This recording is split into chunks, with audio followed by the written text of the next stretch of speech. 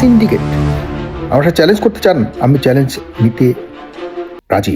কেউ যদি বলেন যে সারা বাংলাদেশে এই ধরনের ঘটনা ঘটছে না, আমার সাথে চ্যালেঞ্জ করুন। আমি বাংলাদেশের এই যে স্বরাষ্ট্র যে মন্ত্রণালয়, আইন মন্ত্রণালয় এবং আইনজীবীদের যে কেউ আমার সাথে চ্যালেঞ্জ করতে পারেন, আমি চ্যালেঞ্জ করলাম। সারা বাংলাদেশে এইভাবে চলছে, ধরা পড়ছে বিভিন্ন অপরাধীরা, কিন্তু কয়েকদিনের মধ্যে আবারও যাতে সহজে বের হয়ে যায় এই ধরনের ধারা দিয়ে একটা বড় ধরনের ব্যবসা চলছে। এতে হয়েছে কি, কোনো অপরাধী আর জেলে থাকেনি, কারাগারে থাকেনি, শাস্তি পায়নি, তারা বের হয়ে এসে তাদের টাকার গরমে, টাকার বিনিময়ে তারা নিজেদের একটা শক্ত ঘাঁটি গেড়েছে, গেড়ে তারা এই ধরনের অপরাধ কাণ্ডকে সহজে তারা বাস্তবায়ন করতে পারছে।